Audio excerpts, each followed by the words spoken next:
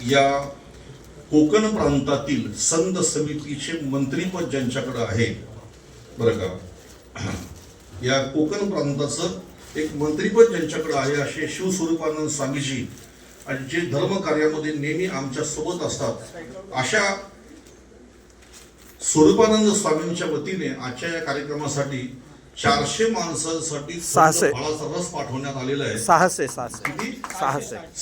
माणसांसाठी फळाचा रस पाठवण्यात आलेला आहे, ज्यूस पाठवण्यात आलेला आहे।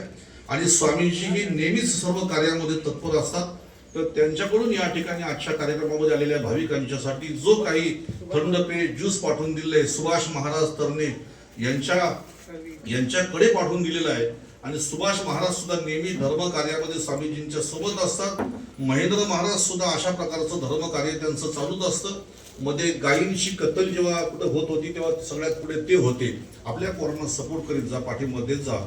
या ठिकाणी स्वामीजींच्या बरोबर ही दोन्ही मंडळी असतात आणि त्यांनी आज या ठिकाणी काही ज्यूस पाठवून दिले वारकऱ्यांच्या सेवेसाठी। मी सर्वांच्या वतीने स्वामीजींना खूप खूप धन्यवाद देतो। ज्ञानदेव तुकाराम,